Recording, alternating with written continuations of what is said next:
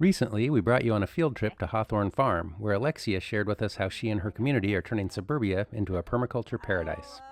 During that visit, we also filmed her making a very easy recipe for garlic goat cheese spread, and in this video, we're going to share with you the step-by-step process.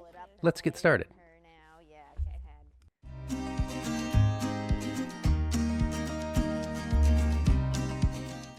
Garlic goat cheese. Some proportion of garlic and goat cheese, and if you want to throw in Kalamata olives or roasted peppers, fantastic. You can choose your own adventure when it comes to the garlic. This is our own homegrown soft neck garlic. We just have a big basket of cloves of garlic to peel anytime we want, or if some farm volunteer is like, oh, I'm ready to sit down, peel garlic. So throw it in, choose your own adventure as far as how much garlic flavor you want. Just pulse it up a little bit. It's important to do the garlic first.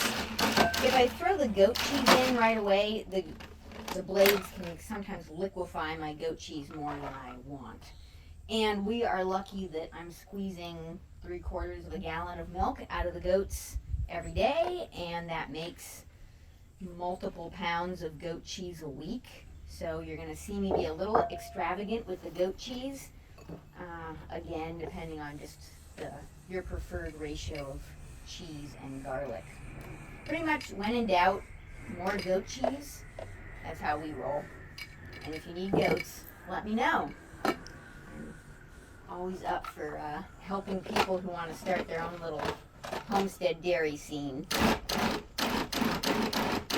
Sometimes that is a little too thick, so I can add a few different liquids.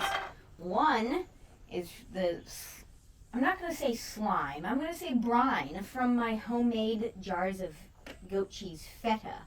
And that's going to add the salt and some of the liquid that I want, plus a nice cheesy flavor.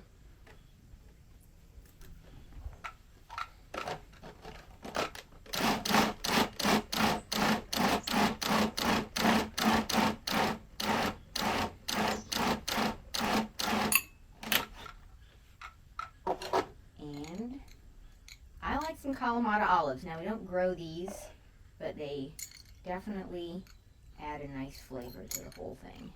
Plus a little more salt and moisture. We also make a lot of our own homemade smoked paprika, so we can get it really, really smoky. Smoked paprikas are a nice addition. Garlic scapes, the flower heads of garlic, are also really nice.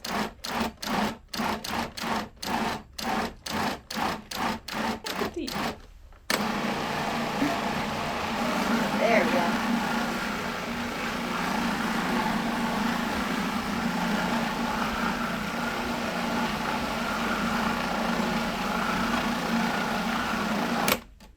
All right, close enough. Close enough is good enough. You could dip a cracker in that, or a slice of cucumber, or a carrot stick out of your garden. Kind of like to leave the olives a little chunkier when I can, but this is going to disappear this week. Eat up.